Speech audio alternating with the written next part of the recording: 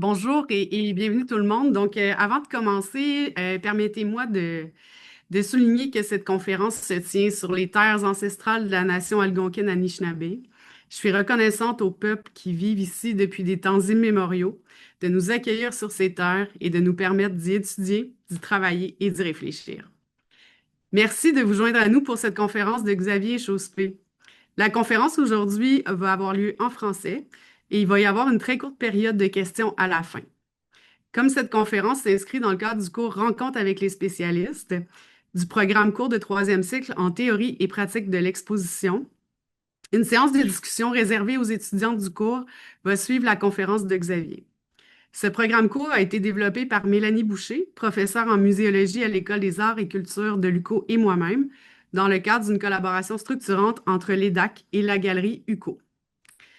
C'est un grand plaisir de vous accueillir à cette conférence aujourd'hui et c'est un véritable honneur pour moi d'accueillir Xavier Chauspé pour sa conférence qui a pour titre, et c'est un long titre, Affirmer une direction artistique, celle qui nous piège et celle qui nous libère, une très brève et inaboutie réflexion matérialiste sur la création, la responsabilité et le cadre institutionnel.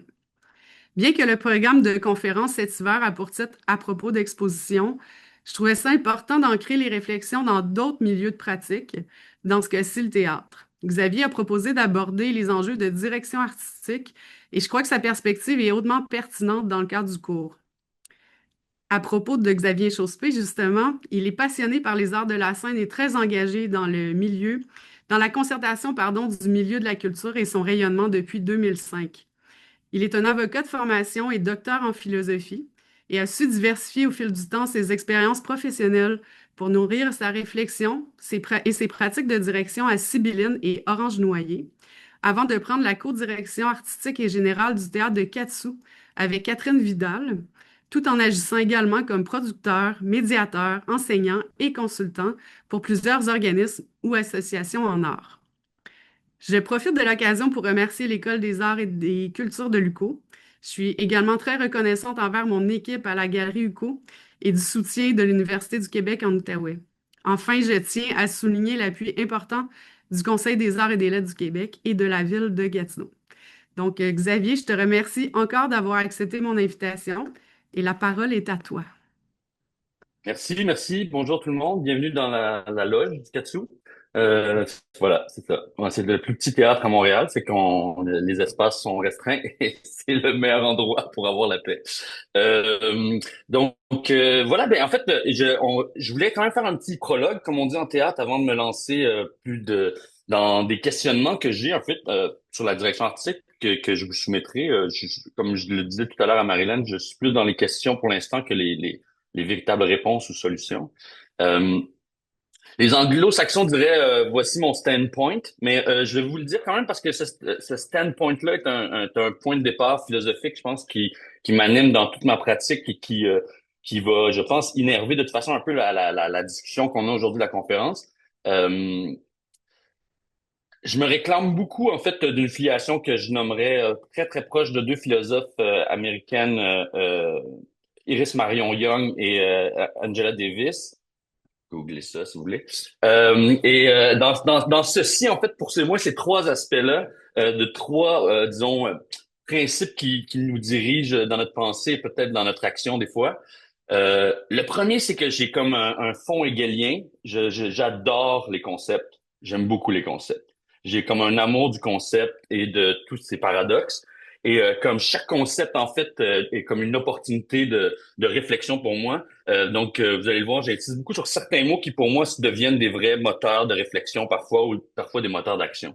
Mais je suis pas du tout hegelien en ce sens que je crois fondamentalement que on dirait que le matériel précède l'essence, en tout cas que les idées ne naissent que dans le réel. Et en ce sens-là, mon deuxième point, c'est que je suis vraiment, vraiment influencé par Marx.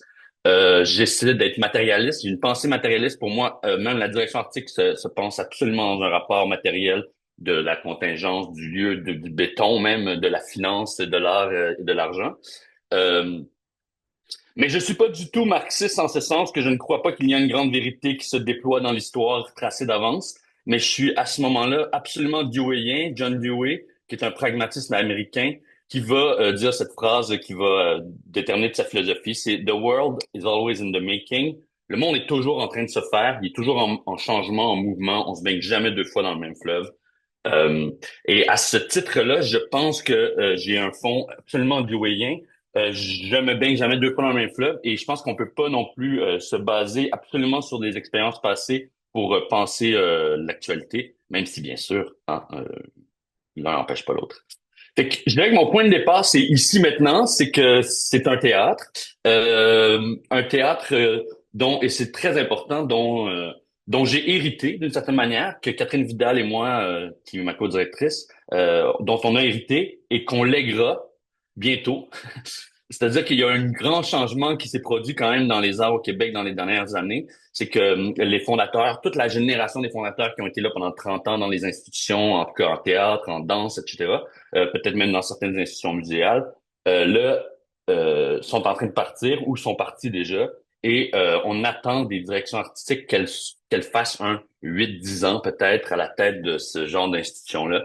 Et c'est donc quelque chose dont j'ai hérité et qu'il faudra que je lègue. Ça, c'est quand même un point de départ important parce que ça change d'une certaine manière toute la perspective qu'on a. Puis l'autre point qui est important qu'on va aborder, parce que c'est que le Théâtre des Katsu est un théâtre à la fois diffuseur et producteur, c'est-à-dire qu'on a des moyens aussi pour des moyens. De, hein, regardez la loge.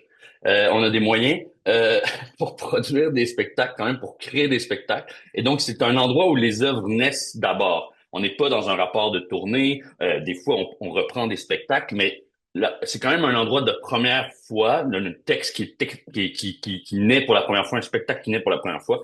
Fait que ça, c'est un peu mon point de départ, juste pour vous mettre en contexte, si vous connaissez pas trop le théâtre Katsu, c'est comme celui qu'on appelle le plus grand des petits théâtres. C'est un slogan qui date de Paul Buissonneau, qui avait fondé l'endroit il y a presque 70 ans. Ça, c'était le prologue. Maintenant, j'aimerais juste en fait jazzer avec vous trois mots, trois concepts qui m'animent depuis que je suis ici. Avant, j'étais plus producteur dans des compagnies sans domicile fixe, Orange Noyer, compagnie que j'avais avec Manu Loup, puis avant ça, Brigitte Hennequin aussi qui avait sa compagnie Sibylline, et d'autres encore, Marc Beaupré, etc., etc. Quand on rentre dans un lieu, il y a évidemment un changement qui se fait, puis il y a quand même trois mots qui m'habitent euh, constamment. Euh, je dirais que c'est celui de la cohérence. Je dirais que c'est celui de la mission, puis je dirais que c'est celui du pouvoir. On va les détailler, ou en tout cas, je vous soumettrai mes réflexions à ce niveau-là, mais c'est quand même trois concepts qui m'habitent et qui sont un peu encore sans réponse. Mais le premier, c'est celui de la cohérence.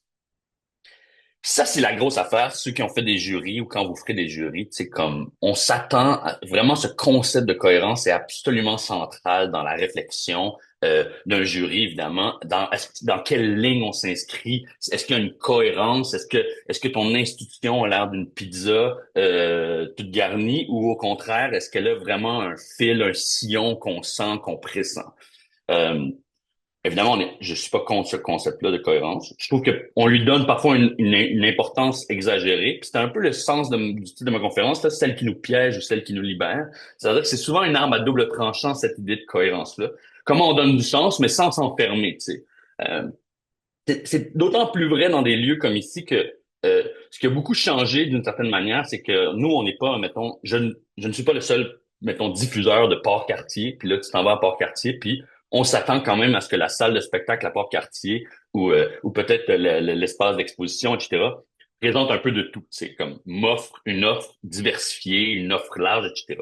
Nous, au contraire, on s'attend quand même dans nos lieux, qui sont des théâtres spécialisés, d'une certaine manière, à être vraiment cohérents, à s'inscrire dans une ligne, à faire en sorte que le public comprenne, que les jurys comprennent ce qu'on essaie de créer, puis qu'on essaie de mettre en lien.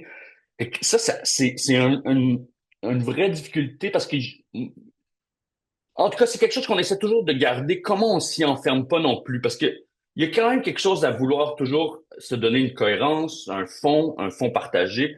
Mais si c'est pour nous y enfermer puis toujours présenter la même œuvre, il y a quelque chose qu'on déploie mal. Puis moi, je l'ai quand même vu. Tu sais, nous, on est comme absolument allergique à avoir une thématique par saison ou, tu sais, comme avoir creusé un thème. Je veux dire, évidemment, il y a des thématiques qui nous intéressent plus que d'autres, il y a des sujets qui nous intéressent plus que d'autres, mais on essaie quand même de garder toujours cet équilibre-là entre une cohérence qui nous enferme pas, mais une cohérence qui nous aide quand même parce que le public, il sait comme un peu ce qu'il a le goût de voir, puis ce qu'il va venir voir chez nous, parce que les gens qui nous proposent des projets, c'est plus facile de faire du tri, de faire comme, pour vrai, ça rentre pas chez nous, va-t'en dans un autre théâtre ou présente ça à l'Agora de la danse, ou etc., etc., tu sais. Fait que ça nous aide au quotidien d'avoir quelque chose comme une ligne artistique, mais comment on la définit? Puis nous, en fait, on se l'est donné comme, puis là, je dis juste notre solution, là, mais c'est comme, elle est en constante évolution. On est comme parti d'un point de départ où on s'est dit, comme le théâtre qui nous intéresse, nous, c'est deux choses. C'est comme chercher le plus petit dénominateur commun que Catherine et moi, on avait. C'est deux choses. Un, on aime les œuvres d'art qui posent des questions plus qu'elles n'offrent des réponses, tu sais. Où on aime les artistes qui ont envie de poser des questions plus que de donner des réponses. Puis deux, on aime ceux qui n'essaient pas de reproduire le réel ou de copier le réel, mais de le transformer, de le réinventer, de l'exploser, de le décaler, de l'amener ailleurs. Fait que ça a l'air vraiment simple, mais déjà, en partant de ces deux points-là, ça nous a comme permis d'échafauder d'une certaine manière, ça allait être quoi comme le genre d'œuvre qu'on allait pouvoir programmer, produire, diffuser, tu sais. Fait que ça nous a amené comme à des choses évidentes comme Go Fiction, vive la fiction. Peut-être qu'on fait des fois un peu d'autofiction, mais on fera pas du théâtre documentaire. On fera pas du théâtre très, euh, euh, je dirais, participatif comme les gens comme presque social, communautaire. On va faire des œuvres de fiction. On va faire des œuvres de fiction qui ouvrent un peu les portes, donc qui essaient de pas juste s'enfermer au Québec, qui restent dans du contemporain, parce que évidemment, on est un petit théâtre, fait qu'on est quand même un lieu où on doit faire de la création contemporaine. On n'a pas le fardeau de remplir 800 places pendant 30 soirs, tu sais. Fait que c'est un peu notre job de pouvoir prendre des risques, d'offrir des premiers plateaux à des metteurs en scène, des metteuses en scène, d'offrir de faire un peu ce qui est comme la beauté du côté francophone au Québec versus le rest of Canada peut-être, c'est de contribuer ce que j'appellerais à ce qu'on ait une middle class artistique. C'est-à-dire, tu sais, le côté dans le rock, on le voit, là, il y a comme tu sais, il y a comme souvent un gap, là. Soit qu'on est dans le fringe, soit qu'on est dans le Big Broadway, ou dans les gros shows à déploiement de Ravi Jane ou autre. Mais l'espèce d'entre-deux, en tout cas en théâtre ou en art de la scène, est vraiment plus dur à trouver. Ce qu'on a, par contre, à Montréal, ce qu'on a à Québec, ce qu'on a même un peu à Gatineau, Ottawa, tu sais, on a des paliers qui permettent d'avoir des présentations marginales puis des grands publics vraiment peut-être plus accessibles encore. Fait que nous, à partir de là, on s'est dit, OK, on va faire de la fiction, on va faire du contemporain, on va faire de l'étranger puis du local qu'on va traduire ici, évidemment. Fait que ça, c'est notre point de départ. Mais on voulait pas s'enfermer là-dedans non plus. Fait que ça a été notre petit tricks pour essayer de se faufiler dans les mains. C'est qu'on a créé comme je dirais une ligne principale qui serait celle-là, celle de ce théâtre-là contemporain, in your face. C'est la jauge, la salle est là. Tu sais, quand je dis que je suis matérialiste, c'est que c'est ça. Tu sais, c'est une salle de 170. Là, comme ça sert à rien de faire un décor. Là, juste un acteur qui vit la catharsis puis tout le monde tripe dans la salle. Là, tu sais. T'as pas besoin d'un plateau tournant puis d'une chute d'eau. Là. Fait que, tu sais, comme de revenir à des œuvres comme ça. Mais aussi, on voulait quand même se donner une marge de manœuvre pour avoir du fun un peu aussi des fois, puis comme exploser la trip. C'est ce qu'on a appelé nos zones de turbulence.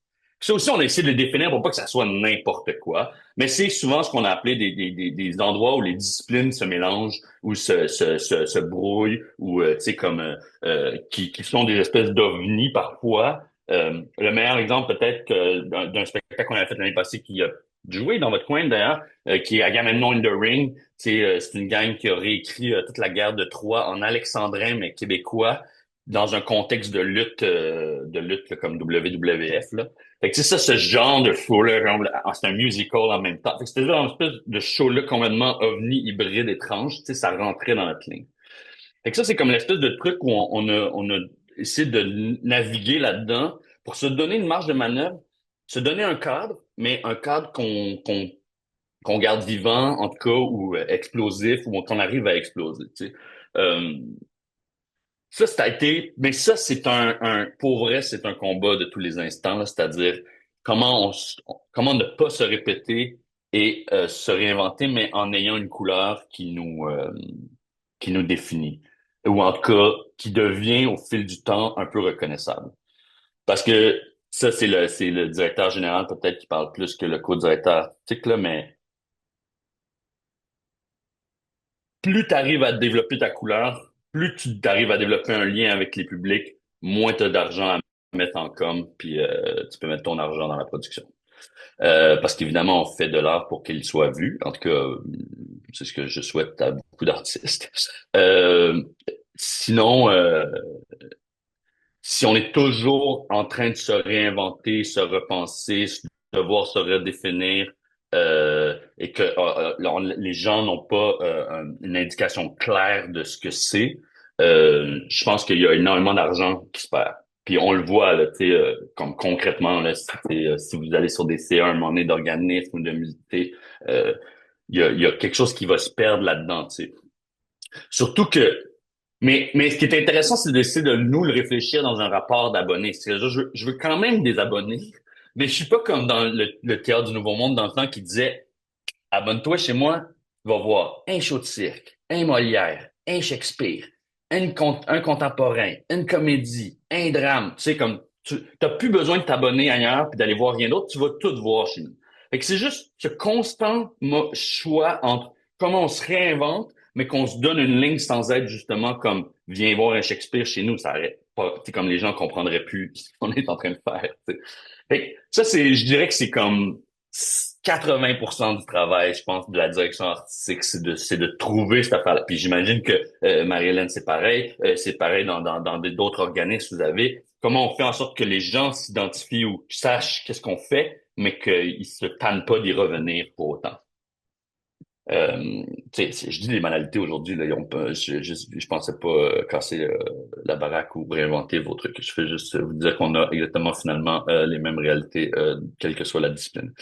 Euh,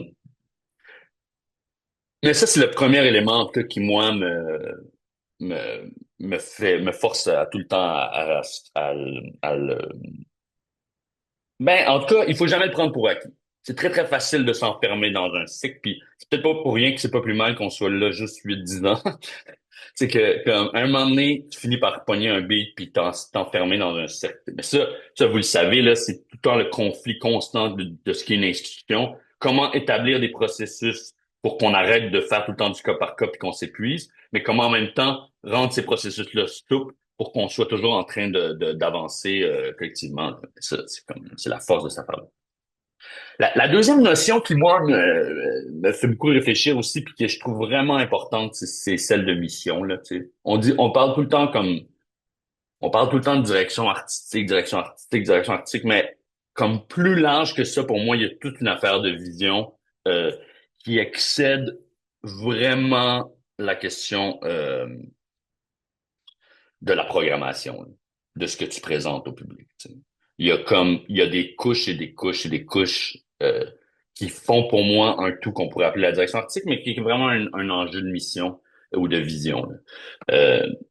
Nous, on a l'avantage au CATU de pas avoir un si gros mandat, là. C'est-à-dire qu'on n'est pas pogné avec comme genre il faut présenter que du québécois ou genre il faut présenter que des shows pour les 8 à 12 ans ou il faut présenter comme on est comme nous le mandat il est quand même assez ouvert. La direction artistique elle y a toujours mis comme son input, que quand c'était Wajdi Mouawad qui était ici, c'était un autre feel que quand c'était Éric Jean, etc. Tu sais, le Katsu est comme un endroit où tu peux comme t'amuser un peu plus à jouer sur la mission parce que le mandat est pas très, très restrictif. Tant mieux pour nous. Mais il y en a marre pour moi qu'il y a comme, pour moi, il y a des tonnes de couches de strap pour penser cette mission-là puis faire en sorte que même ce qu'on essaie de faire émane au-delà des shows puis des spectacles qu'on présente. Évidemment, il y en a plein, là, vous les connaissez de base, là, tu sais, c'est comme, euh, il y a toute une affaire d'image. Comment on se présente, c'est quoi le genre d'affiche qu'on fait, comment on parle aux gens, comment on discute avec eux sur les réseaux sociaux, comment, etc., etc. Ça, c'est comme, c'est un peu la base, mais c'est quand même un élément important pour moi d'une mission. Ensuite, il y a évidemment l'autre élément qui est comme, nous, on est une institution quand même petite, mais je demeure persuadé qu'on a comme tout le monde aujourd'hui un rôle plus large à jouer que celui de présenter des œuvres qui émeuvent, bouleversent, transforment, blablabla. Ça, c'est le slogan de tout le monde, anyway. Mais on a un mandat plus large que ça. On a un rôle social à jouer. Après, ça, chacun définit un peu son rôle. Évidemment, souvent, là, c'est pas du cynisme, là, mais comme, tu sais, c'est sûr qu'il y a, les gens vont vers les mêmes fondations qui soutiennent certains projets sociaux, communautaires et donc là, tout le monde va vers là. Comme là, il y a quelques années, tout le monde soutenait l'éco-responsabilité, Hydro-Québec, l'énergie, etc. Fait que là, tout le monde avait des super programmes d'éco-responsabilité et d'éducation à l'éco-responsabilité dans nos lieux. Tu sais, en ce moment, à Montréal, la Caisse de dépôt et de placement du Québec, à travers le Québec, soutient énormément tous les programmes de francisation, d'accueil de l'immigration, etc., etc. C'est super. C'est comme tout le monde a fait des programmes de francisation et, d'accueil. Les banques soutiennent énormément l'accès aux jeunes, aux arts. Tu sais. Fait que là, tout le monde a fait des programmes pour que les jeunes... Mais au-delà de ce que... Puis, tu sais, je suis pas cynique, là, on n'est pas fous non plus, là. C'est sûr qu'on essaie d'aller chercher notre part, notre petite part du gâteau, des commandites et de la philanthropie, là. Mais... mais il y a quand même une mission plus générale où pour pas s'y perdre non plus, on a voulu quand même se doter de certains piliers, tu sais, qui étaient importants pour nous puis qu'on a essayé de faire. Le premier pilier était évident, c'était la relève dans toutes ses formes. Le KATSU organise depuis 40 ans à chaque année les auditions des finissants où des jeunes sortent des écoles en interprétation et viennent faire une audition ici. C'est comme le dernier moment. Puis c'est une manière d'entrer dans le milieu et de se présenter aux agents de casting, aux directions artistiques, aux metteuses en scène, etc., etc.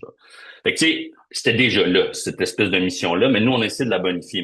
Mais la bonifier, c'est d'essayer, je pense, c'est de la bonifier dans tous les sens, tu sais. Puis on est en constante recherche de ça. Tu sais, comme on s'est dit, OK, ça nous prend une compagnie en résidence. On va pas prendre une compagnie établie, on va prendre une compagnie de la relève. OK, on va comme développer des programmes avec les jeunes. On a plein d'écoles autour. Qu'est-ce qu'on fait? Comment on développe des trucs? Développe des ateliers philosophiques à parents-enfants avec certaines écoles puis avec d'autres. Tu sais, il y a du qualitatif, il y a du quantitatif, il y a tout ça, mais comment on peut arriver à... C'est pas juste de mettre des jeunes dans des shows là, qu'il va se passer quelque chose avec la relève. Là. C'est comment on peut le déployer sur toutes ces formes. Puis l'autre, c'était facile aussi, c'était comme un peu la francisation pour nous parce que il y a énormément d'écoles de francisation autour du Katsu. Euh, Catherine et moi, on est des enfants d'immigrants. Tu sais, comme pour nous, il y avait comme quelque chose d'absolument important d'avoir cette main tendue-là, dans le sens où on est en plus le théâtre le moins intimidant à Montréal. Tu sais, tu rentres pas comme là, comme tu rentres avec un grand tapis rouge et comme tout un décorum qui va pouvoir peut-être intimider certaines personnes. Ici, c'est comme il y a une porte, c'est la même porte pour les artistes, pour le public, pour n'importe qui. Fait que ça, c'était comme important pour moi. Mais en plus de cette mission-là, nous, il y a comme certaines vertus, je pense, qu'il faut comme arriver à développer dans un rapport de cohérence. Euh, Puis pour moi, ça tient quand même à un ensemble de choses qui se rapprochent de ce qu'on pourrait appeler comme les moyens de production, comme comment on produit, comment on accueille. Même la notion d'accueil chez nous est vraiment importante. C'est comme comment tu transformes ton lieu même, ton ADN. C'est au-delà de la programmation pour moi. Tu sais. Les moyens de production et c'est pour ça que tu sais, vous irez le voir ceux qui l'ont jamais lu là, mais le manifeste du Théâtre national de Gand qui est Milo Rao, que quand Milo Rao est arrivé à la direction artistique de Gand, il a fait un genre de 10-12 points super simple de manifeste de on va faire ça. Puis ce qu'on va faire, c'est pas juste un genre de théâtre, c'est qu'on va genre on va toujours avoir une prod qui doit fitter dans un camion pour qu'on puisse partir en tournée puis que ça coûte pas cher. On va toujours aller présenter une œuvre dans une zone de conflit. Tu sais comme pour moi les deux sont liés. Tu sais, on peut plus juste avoir une direction artistique comme qui s'incarne pas dans comment on prend ces moyens de production-là, comment on le crée, la manière dont on le crée, la manière, puis pas juste comme, évidemment, dans un rapport au care, puis tout ça, là, ça va de soi, tu sais, mais est-ce qu'on est un théâtre qui doit tourner? Est-ce qu'on est un théâtre qui doit aller? Peut-être pas, tu sais, comme, on n'a pas tous à faire la même chose. Il faut juste trouver ce qui marche, ce qui blende dans l'ADN, tu sais. Nous, on n'essaie pas d'être un théâtre de tournée. Que des shows tournent, on est ravis. Comprenez?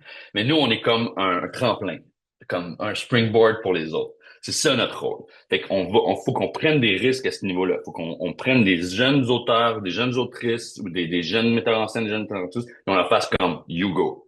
Puis après, si le show est un succès, tant mieux. Mais c'est pas nécessairement à nous de prévoir cette tournée. Puis Pour d'autres lieux, c'est complètement différent parce que ça fait partie pour eux de leur mission. Mais je pense que c'est souvent sous-estimé ou c'est souvent comme délaissé comme ah ça c'est la direction générale, la direction administrative qui va s'occuper de ces affaires-là.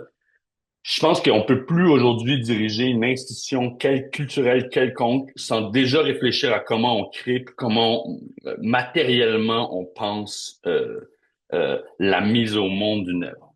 Au-delà, comme je le disais, c'est important aussi, mais au-delà des idées qui, évidemment, qui énervent le milieu du travail, au-delà de l'art, là, c'est-à-dire comment on pense la conciliation travail-famille, comment on prend soin mieux des équipes, etc. Ça, c'est évidemment, c'est central, mais c'est central pour n'importe quel milieu de travail. Mais comment on rajoute une autre dimension supplémentaire qui est comme, mais comment on les fait, les shows, tu sais? Est-ce qu'on les passe à la moulinette? Est-ce qu'on en produit moins? Est-ce qu'on en produit plus? Est-ce qu'on mise sur des reprises parce qu'on veut que les shows durent plus longtemps? Est-ce qu'on prend le risque de programmer des shows plus longtemps pour laisser le temps au public de venir? Tu sais, il y a tout ça qui fait absolument partie pour moi d'une réflexion euh, incontournable aujourd'hui. Et je pense que comme on est toute cette génération-là aussi à la même place, là. Je pense que c'était une vraie réflexion importante dans les années 70. Puis elle s'est comme étiolée à un moment donné en 80-2000. Tu sais, comme c'était comme on faisait des shows puis on faisait des shows. Tu sais, en théâtre, on faisait des shows puis on les jetait là. C'est comme si tu sais à la poubelle.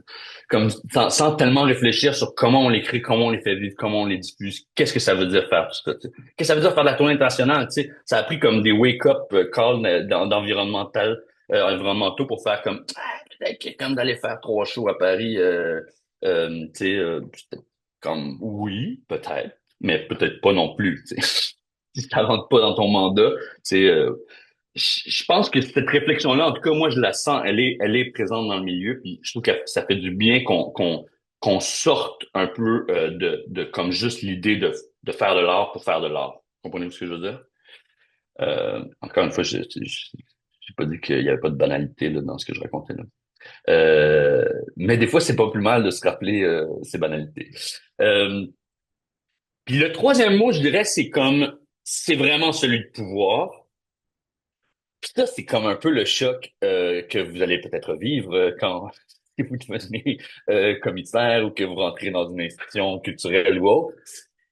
On a vraiment moins de pouvoir qu'on pense. En tout cas, on a certainement moins de pouvoir que ce que les gens présupposent ou imaginent dans ce rapport-là de direction. Euh, on aimerait, je pense, comme être des gouvernails, là, mais on est quand même plus obligé d'être des paratonnerres.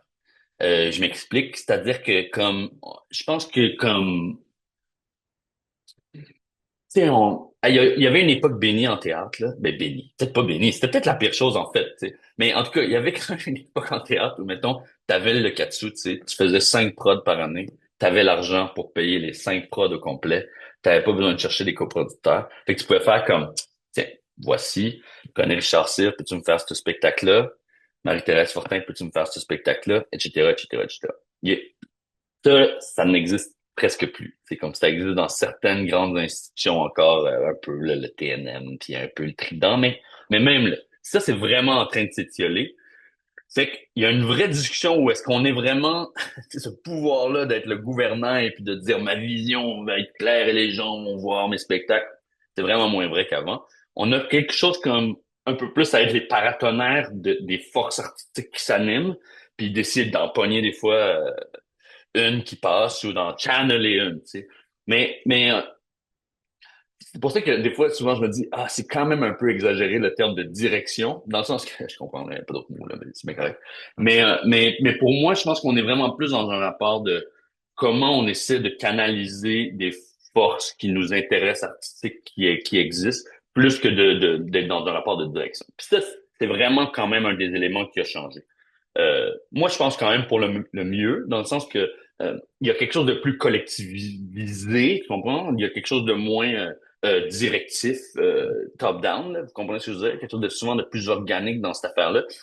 Euh, mais ça demande plus d'énergie, de temps et de travail et de défrichage et de recherche et de laboratoire et d'essais et etc., etc., etc. Tu sais. C'est beaucoup plus simple de faire comme, hey, j'ai 200 000 pour ton show, le voici, have fun. Comme, Là, c'est comme, il faut trouver des coproducteurs, ruser l'affaire, penser le budget. Oh, ça va-tu me prendre quand même une personne un peu connue ou pas? C'est comme, on est quand même dans une autre économie. Moi, je trouve que c'est pas plus mal, mais ça donne quand même quelque chose. Puis là, encore une fois, je parle des arts de la scène, là. Ça donne quand même qui en plus produisent là. Tu sais, on n'est pas juste des programmateurs, mettons, comme je disais à Port-Cartier qui fait une sélection de shows qu'il a vu dans l'année, qui aime puis qui donne 4 shows d'humour, 5 shows de musique, 2 shows de hip-hop, 3 shows de théâtre. Là. Euh, c'est beaucoup plus de travail. Puis je trouve que comme ce qui est étonnant, c'est comme à quel point encore les directions artistiques sont pas conjointes ou à deux ou à trois. Évidemment, ça amène plus de conflits. Il y a bien plus de zones de friction, d'irritants, tout ça. Mais ou en tout cas, du moins, qui s'accompagne plus de comités, de réflexion. Parce que c'est devenu tellement une tâche que d'être comme une personne au milieu de cette affaire-là qui doit être le paratonnerre pour channeler ce qui se passe devient pour moi presque de l'ordre de la mission impossible. Il y a quelque chose de la force d'un tandem pour moi, mais aussi comme d'une pluralité ou même des fois de commissariat à plusieurs que je trouve particulièrement intéressant. Tu sais, les festivals sont un peu là-dedans souvent, mais les institutions, elles, le sont vraiment très peu. Même encore aujourd'hui. En tout cas, en théâtre, en danse aussi, c'est toujours comme une personne unique, etc., etc., etc. Euh, en tout cas, j'imagine que ces institutions-là, je suis pas à leur place, puis très bien, là, peut-être se dotent aussi un peu comme des scouts au hockey, là, tu sais, il faut bien aller voir les joueurs puis les joueuses dans le bantam pour savoir c'est qui le prochain, la prochaine Connor McDavid, là. C'est comme il y a comme tout un travail de fond qui pour moi nécessite un travail de plus en plus important et que je célèbre d'une certaine manière, mais dont je pressens toujours les limites et qui s'accompagne donc d'une vraie relativisation du concept de pouvoir, tu sais, qui a été quand même un grand choc pour moi. Je parle de mes chocs, là, on sort des banalités, mais parlons de mes chocs. Tu sais, qui a été quand même un des grands chocs auquel je pouvais m'attendre quand même, mais que j'ai vraiment vécu en passant d'un rapport de production, on avait une compagnie à nous, on faisait ce qu'on voulait, etc., etc., etc., à comme une institution où là, t'es responsable. Je me sens plus responsable que in power. Je me sens plus redevable. Je suis plus... j'ai vraiment l'impression d'avoir plus de responsabilité que de pouvoir. Puis c'est correct dans le sens que d'une certaine manière, ça s'accompagne peut-être de ce moment historique où on a changé, où c'est justement des directions qui sont le 8 ans et non plus comme 42 ans, tu sais. Donc on est là comme pour servir un peu comme un élu ferait 2 mandats à la tête de son comté, là. Euh, mais ça a quand même été un espèce de choc. Puis c'est quand même encore beaucoup Après, on a quand même un pouvoir de dire oui ou non à des projets. Là. Ça, je remets pas ça en cause. Là. Ce qui est quand même un grand pouvoir, j'en conviens. Tu sais.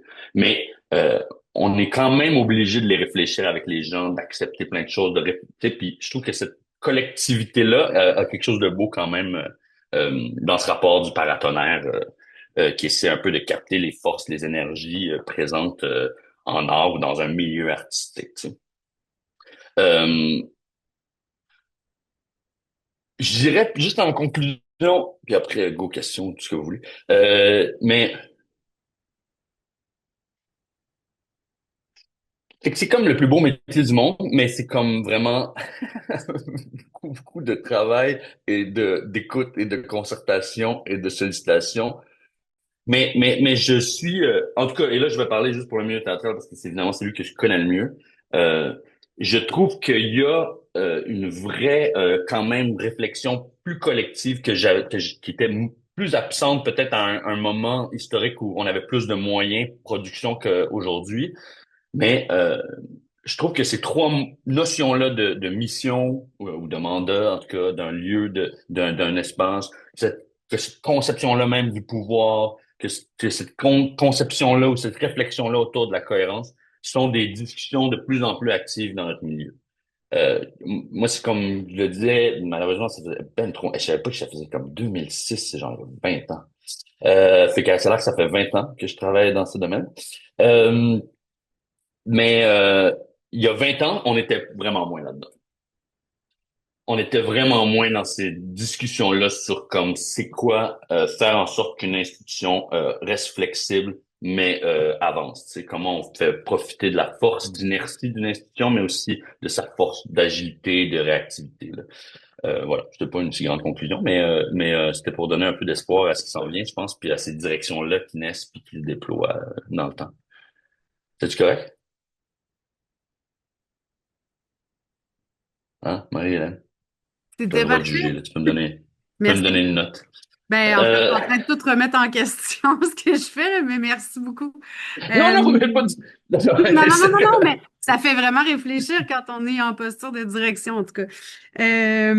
Donc, j'ouvrirai la période de questions. Merci infiniment, Xavier. Vraiment, c'était vraiment euh, hautement pertinent. Puis, en fait, tu viens de confirmer là, la pertinence aussi d'aller ailleurs que dans notre propre milieu et de rester dans une chambre d'écho, là.